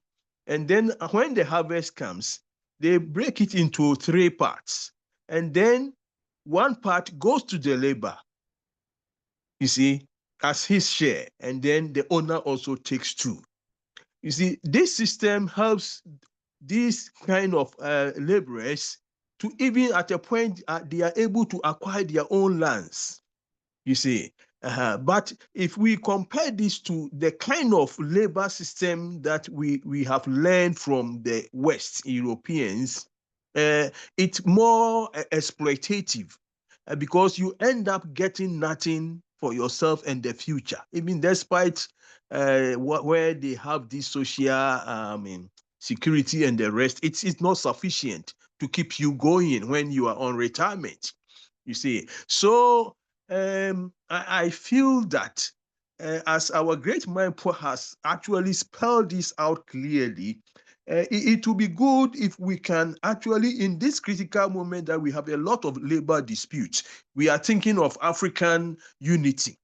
In this, in our governance, can we write something on this, and then also try to see how labor policies on the continent can be shaped in the way that we are not going to have all these kind of strikes, especially in South Africa. And almost we have thousands of strikes in this country every year, just because of what? Unfair labor practices, wages, whereby a white person will take 3 to 4 times salary at the same time on equal qualification with a black person, you see. So for me, it reminds me that are we going to learn from our great man and know that we have systems that have been better, only that we've been educated to leave them, but then can we go back to actually reclaim what will actually support us? And then our humanity also is pearled in these practices, that we don't humiliate another person just because he's a laborer working for me. Thank you. Benny, your contribution is wonderful, but can you relate it to what we've read, so we understand what you're really saying? Thank you.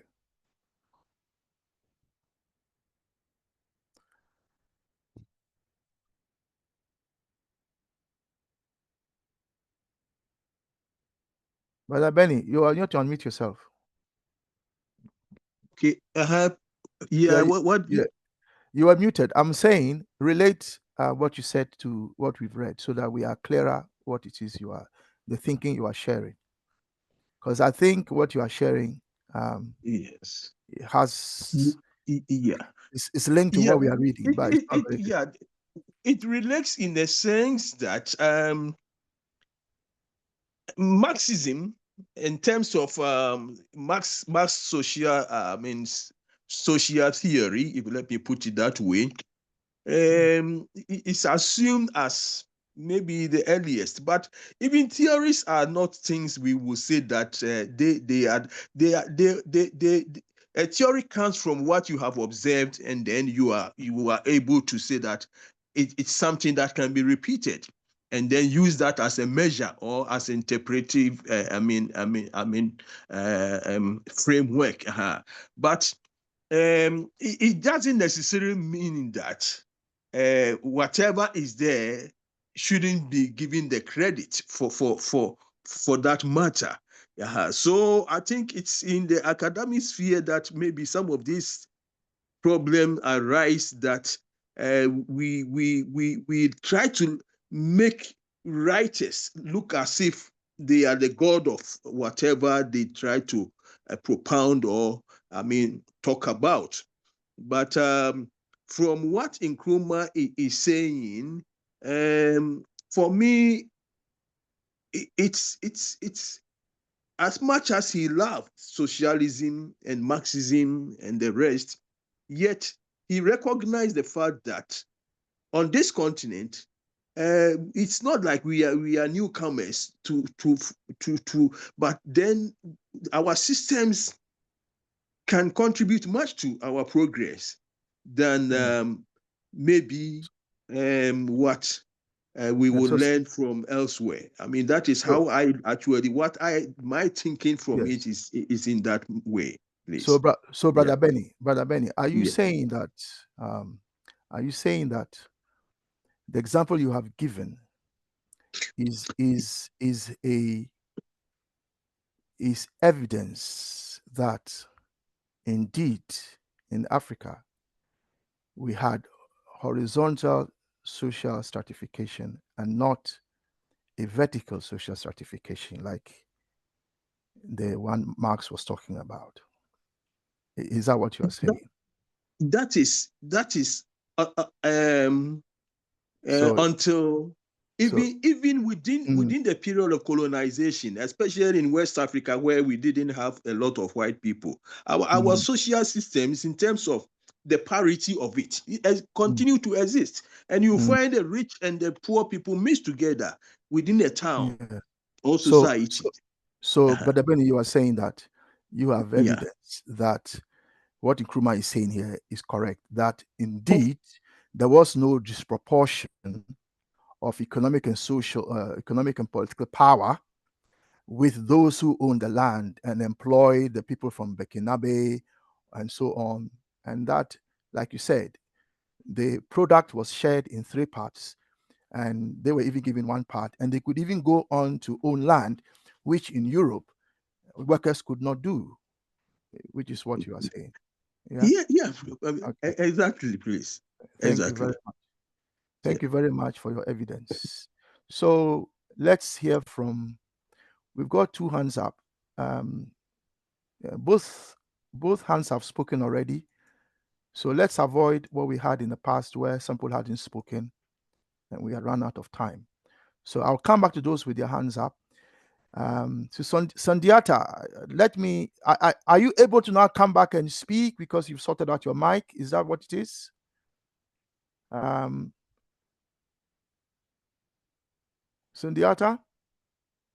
is that what it is? Sisters Tapua and Kanita, I'll come back to you. Let's hear from those who haven't spoken yet, and I'll come back to you. Can you hear me now? Much better, much better.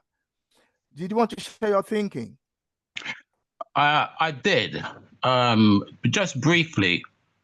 Yes, please, carry on. Yeah, the whole Marxist theory is based on the historical development of Europe, and it cannot be applicable to the African society, in my opinion, for the very same reason that Nkrumah has outlined. If you look at the history of the European, their class struggle has been based around the advancement of their industrial production, where traditionally the Mama Africa societies haven't been that way, which is, you've pointed out, as being vertical. It has been horizontal traditionally, at least my understanding, and if anybody can correct me. So I would agree with his statement if that's the question that's being asked there. Yeah, we're asking to share your thinking. So your thinking is that what Nkrumah is saying here is correct, and Brother Benny has given us further evidence based on his study as well. So thank you very much for your thinking. So what you said is correct in terms of, so my understanding, what Nkrumah is saying is what you're also saying. You are saying that the Marxist model does not apply to Africa. I think that's what Nkrumah is also saying. And Nkrumah is saying that our structure did not give a disproportion of economic and political power to one group over the other. And Brother Benny has explained that actually, even during colonialism, these structures existed in parallel. So thank you very much for sharing your thinking. Sister Ida has arrived, but I'll give Sister Ida some time to get to grips with the reading on the screen before I ask her to share her thinking. So let me go to Brother Eric. Thank you.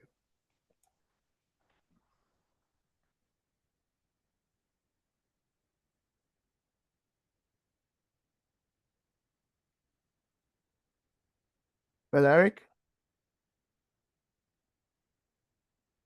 Okay, Brother Eric doesn't appear to be ready. So let me go to Brother. I just came in late. I came Yeah, in late. Let me listen and learn. I just came in late.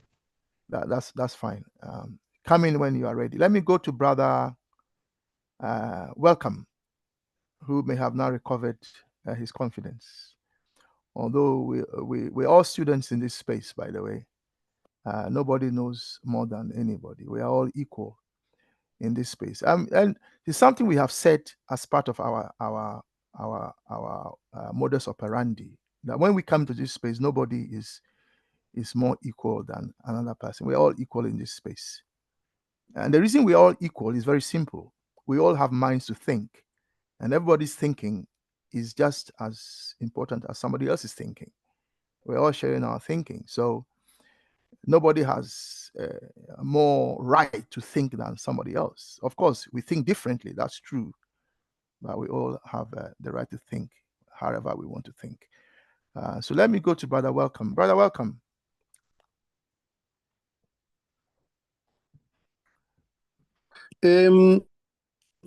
Let it pass.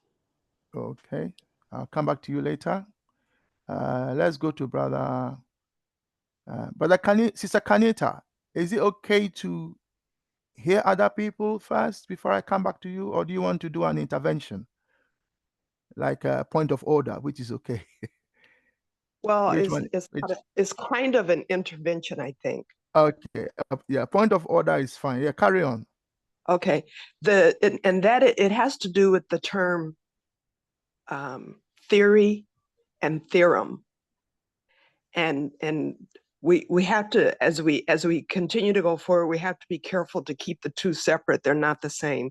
I know a lot of times from having taught psychology at the college level that when they talk about this person's theory, that person's theory, they can say it with so many credentials behind their name, or they can say it with such authority or seriousness, it can make a theory seem like a theorem, but it's not.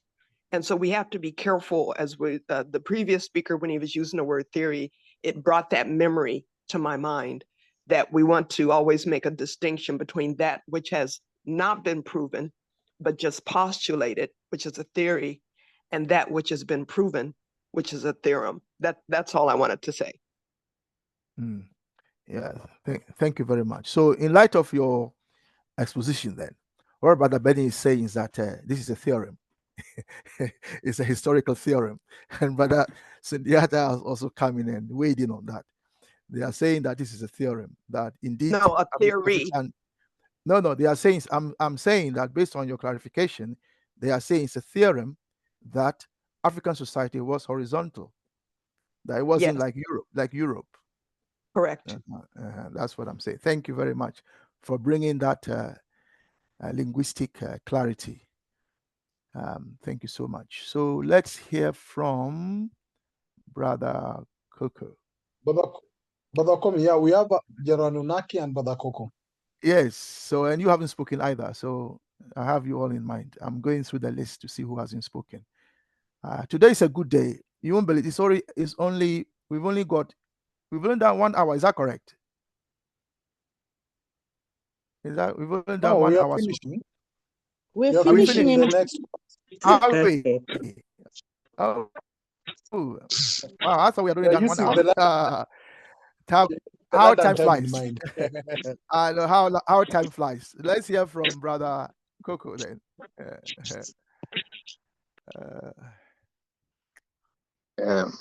Greetings, comrades. Greetings, brothers and sisters. Thank you for this opportunity. Allow me to start by talking about the Marxist idea of class, which Dr. Nkrumah quotes in his passage.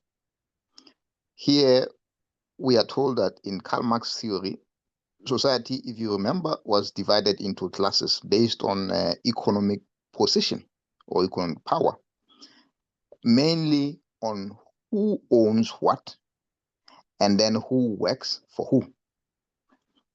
So we have the ruling class, who are the bourgeoisie. They own the means of production. factories, land, capital, etc. And then we have the working class, who are the proletariat. They sell labor to survive. And as a result, these two groups, they have opposing interests in this production. The bourgeoisie wants to maximize profit. And we know what that involves. Maximizing profit doesn't take anybody's interest into account. It's all about maximizing profit. It's that simple. It's simply business, as they always say. But the proletariat, on the one hand, they want fair wages, they want equality. And that is threatening to the bourgeoisie. It's threatening to the owners of means of production. So in this case, in this kind of relationship of power, it's in extreme contrast to what we know in Africa, in which there is a clan, there is a family, there is a social structure that's completely different. Hence, when we say a Marxian kind of class, I mean one which has a place in the horizontal stratification. One class sits upon the neck of another. He's talking about those bourgeoisie. It means they have layers. They have layers. The hierarchy is there, if you remember. They brought in the hierarchy here. That hierarchy exists now under capitalism.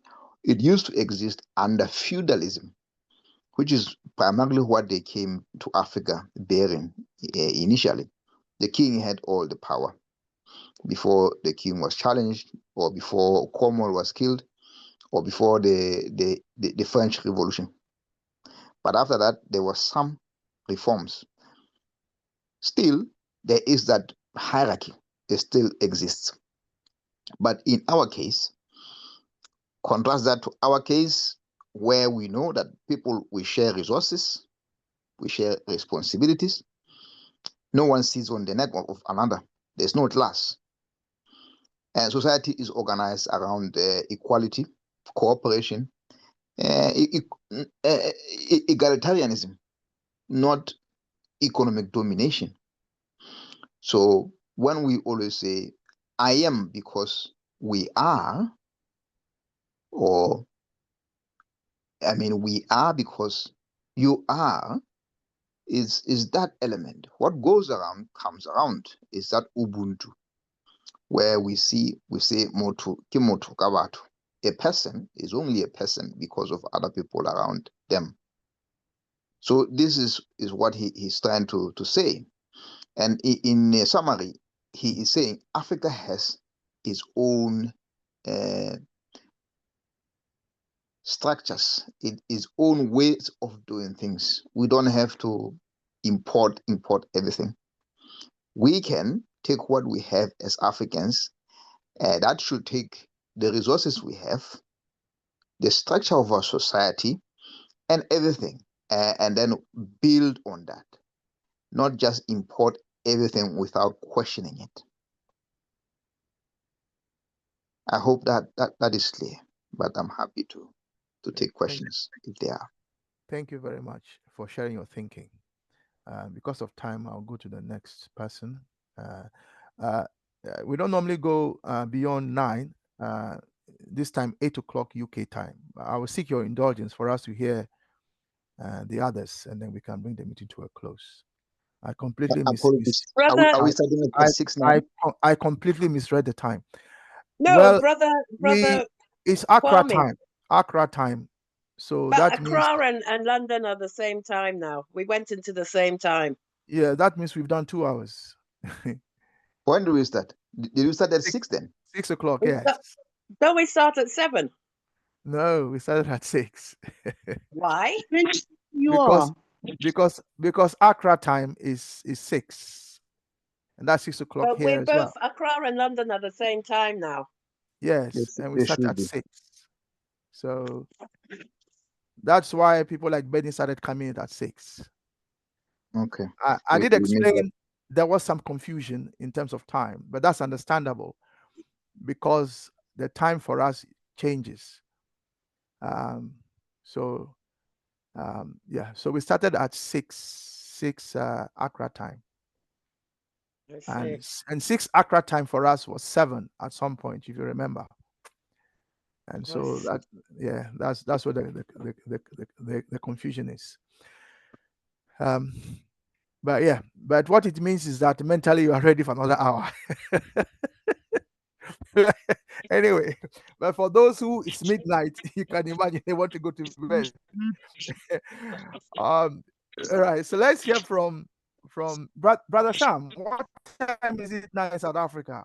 I believe it's past midnight, or am I wrong? Brother Sam? No, it's 10. It's past 10. It's past 10. 5 minutes past 10. Oh, okay. And then it's about midnight in South Africa. Is that correct? Sorry, in Kenya. Kenya, what time is it in 11. Kenya? 11. You see, so I think you guys are doing very well to be in this space at such different times. And people like Brother Pigeon are just doing wonderful, because especially when you have a family, and it's just amazing. Guys, we lift up our hearts to you guys. Anyway, let's quickly hear from others with your indulgence, then we can go. Sister Chisomo has joined us, by the way. Let's hear from Sister Ida first. Yeah. Sorry, I think I'm passing on this one. Thank you. Okay, then let's hear from General. General hasn't spoken yet. General, let's hear from you, please. Give thanks. Yes, sir. The only thing I can say, due to also time constraints, is that the great Kwame Nkrumah was spot on these paragraphs. He was spot on that the fact that the Africans had a form of governance even before white people or Asians existed. In our form of governance, as he says, the clans, of which when talking about the clans, we're talking about societal hierarchy, and not hierarchy in the sense of the white man, but in the sense of genetics. Who come from the royal blood, who come from the noble family, who comes from the warrior family, comes from the academic family, comes from the working class family. So all these things, like I think we have mentioned something like this, but I think it's on that other class, which is that Monday class. I did explain that the society and governance system of Africa was based on the genetics of the people. For instance, as I made an example, or if you are born from a royal family, obvious, the school you're going to attend and things you're going to be learned are things that concern kingship. You see, likewise, if you're born from a family, maybe say, for instance, you're born from the Zulu people, we know that the Zulu people are a warrior clan. So obviously the culture and the social environment you're going to be under is an environment that basically caters for that Zulu war machine. So it just has to do with genetics and the expression of it in a form of governance. So I agree with that. And also to close, to say that the governance of the African governance before the white people colonized us, the Asians, were perfect. They did not collapse because of imperfections, but they collapse only because of our internal conflicts. Thank you. Thank you very much. If we had time, we'll ask you to explain a few more things, but because of time, let's go to who hasn't spoken yet. I think Brother Pigeon. Yeah, Brother Pigeon. Brother Kwame, will you allow to pass? Why? You are not allowed to pass. Everybody is allowed to pass, but not you. Oh. It's okay. It's okay. It's that's a joke, by the way. A lot that has been said actually is what I wanted to say. So there's a lot that various members have touched on. Touching on it will be like, remember when I was talking about the previous paragraph, Because actually I was trying to build on what was coming up here. And it is very clear that the discussion I had with you in the previous paragraph, especially on the degradation of man, is now clearly out of what people are discussing here. So I would not like to speak much on this. Okay, so you agree with what everyone has said, basically. Thank you. Let's now go to sister. Brother, welcome. I'm back to you. I'm back to you because I wanted to say something. Please don't pass again. Don't pass, please. Please don't Yeah, pass. you can pass once more. Oh, come on, brother. Welcome. Anyway, okay, I hear you. Brother Pigeon. Brother Pigeon. Yes, brother. Welcome. Number four, colonialism as the imposition of Marxian class. How did colonial capitalism create the crushed and lacerated as it is in the text? Did they talk about colonial capitalism specifically, or do we know, as we are assumed to know more, that is colonial capitalism that has been referred to in the text? That's a very good question. Yes, Pigeon. But I'm not seeing in the text where the word colonialism has been mentioned. Well, that's his question to you. Is it assumed there? That's what he's asking you. Bullet number 4 under your points for discussions or points to take specific, to hit specific attention to.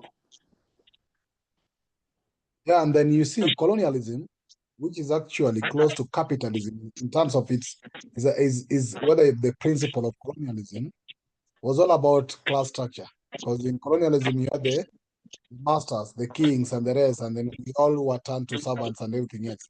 And that's basically what also Marxism was quite in terms of class structure. So some were slaves, probably we who were colonized then became slaves or subject of colonial leadership. Then those who were the royal queen or whatever, the royal family and their governors became the masters to control us. So in one way, of course, Marxism was trying to address or discuss issues of also colonialism in terms of capitalism in the structures of a society. So it can be implicit in that text. Okay. Thank you. Thank you for saying something, brother. Welcome. No problem, brother. Thank you. I've posted brother Welcome's point from point 4 in what brother Pigeon shared in the poster. So it's in the chat. So you can see what brother Welcome was asking about. Thank you. So now we've heard from brother Welcome. The only one person left is Sister Chisomo. Sister Chisomo, I know you came not too long ago, but are you got the times mixed up? Got the yes, times mixed up. yes. So, You're not the only one. Somebody joined us. Somebody joined us at 5 o'clock. Somebody got, and I had to go in there and explain that we hadn't started yet. I was free at 6 o'clock, but you didn't know. I didn't know. So does this mean all the classes I now did start say at 6 o'clock? they start at. It's always, Brother Pigeon. Can you explain? It's always been 6, hasn't it? Well, Brother Kwame, initially, our classes were going by the London time. And that means that the whole people were attending us across the world, because we had people from Barbados, people from the Far East, were then actually using London time, which is not stable. It actually fluctuates. So when London times goes to where it is currently, it means our classes should be ending midnight in Kenya or almost 11 in South Africa. So we agreed as a proposal that we retain Accra time, because Accra time, GMT Accra time, will never change.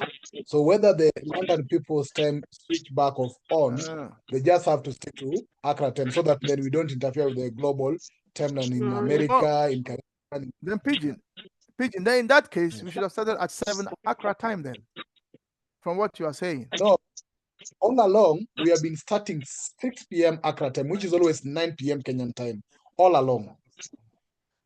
But Accra time Accra time never changes, does it? It's always the same. So it has never changed. So it's UK time. Yeah, it's UK time that changes. So if we are saying that our meetings start at 7 o'clock Accra time, then that is the time for everybody. No. If for us in the UK, if that is 6 o'clock or 7 o'clock, that's up to us to sort it out. No, okay. It doesn't start. That's better. It starts always 6 Accra time. Always, not 7 Accra time. 6.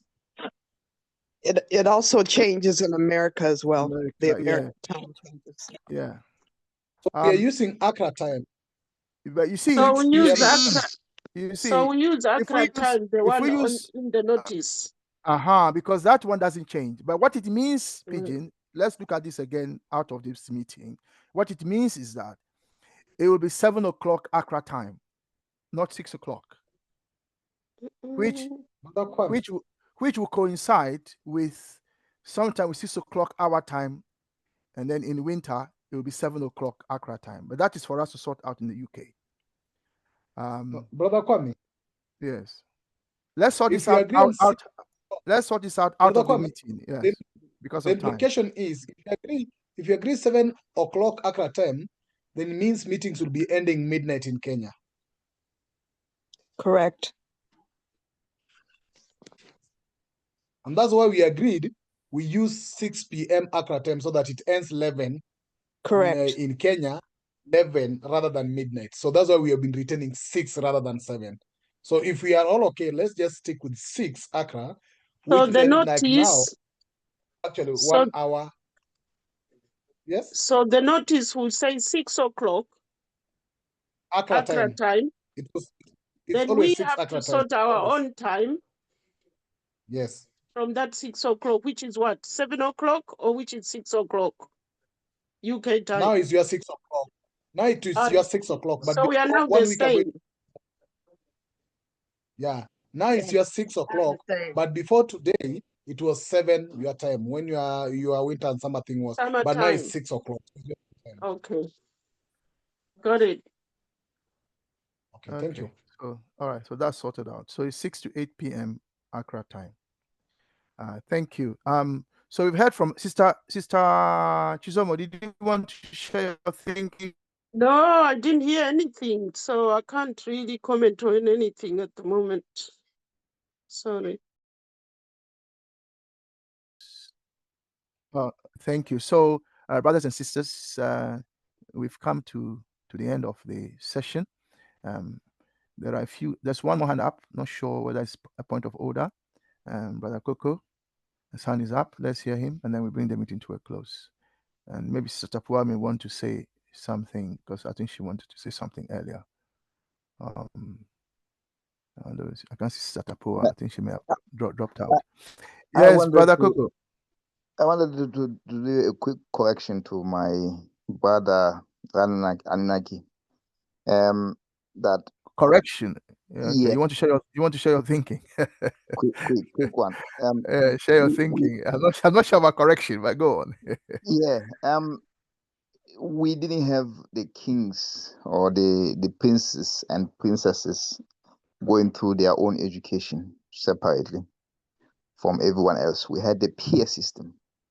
It's called a system of peers, in which they all got educated together or went through initiation together, because after that he goes and creates his own village with his peers. He creates his own regiments with his peers.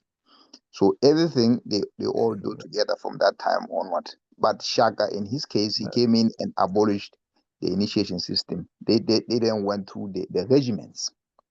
The peers system then became the regiment system.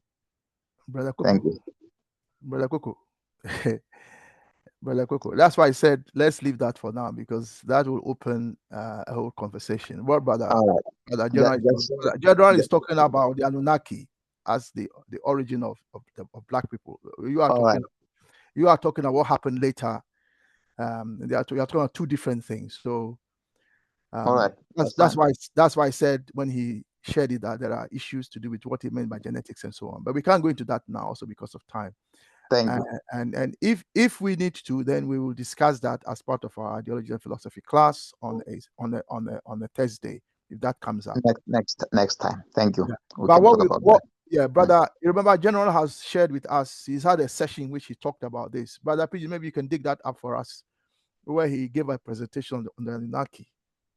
And General, maybe you might want to look at presentation on the social structure of the Anunnaki. So that will be helpful to us. So we are talking about what some have called deep history, talking about almost 500,000 years ago and beyond, when Africans lived, when we lived on this planet, and most people have forgotten that history. But anyway, brothers and sisters, Sister Kanita, is Sister Kanita still here? All right. Sister Kanita still here? I think Sister Kanita is gone. Right. Okay. Yeah. Let's bring the meeting to a close, brothers and sisters. Thank you all for coming. Thank you all for sharing your thinking. We appreciate your thinking and what you've shared with. You're muffled as well. So thank you very much. Close the meeting. No. Sorry about that. Yeah. So is it clear now? I'm saying you give the announcements and then we'll close. Thank you. Yeah, comrades, as usual. Yeah, so give the announcements, Brother PJ. Thank you. Yeah, comrades, as usual, we do appreciate your time. In the course of our discussion, we might have contrary opinions, which is also acceptable. We'll always find a way on how we move together, and that's the spirit we encourage. We actually would like to invite you to, I think it will be the last session on the framework for unification of Africa, which Brother Kwame has presented twice. So we'll be looking at the last part, which will be purely too much of now interaction from the members who will be participating on questions, points, contributions, as we build up that paper that is talking about this concept. So we welcome you from 6 p.m. Accra time. Just remember that all our classes are Accra time. So 6 p.m. Accra time for that session. And we look forward to you participating. We will continue from here, where now Nkrumah will go to the African setup as well. In addition, next Thursday, same time, 6 p.m. Accra time. I have not been able to share the recordings of last week, but I'll have tomorrow and probably maybe Sundays also to enable to share with you the recordings of last week. We didn't share the recording of the first session on unification of Africa upon the request by Brother Kwame, and we will see whether we would now share part 2 or would wait to share all of it. But the last Thursday's session on this context was shared, and I will share that link with you so that you can always refer to it. The reason why we do this is because maybe you can go back and refresh your mind. Having said that, we have actually gone past our time, as Brother Com indicated, and we apologize for that. And due to time mix-up, next time we'll not go beyond that as our tradition. So thank you very much, and let's meet again on Saturday or on Thursday. For those who want to join the reading club, there's a reading club going on Mondays. So thank you very much, and may you have a lovely evening. Bye for now.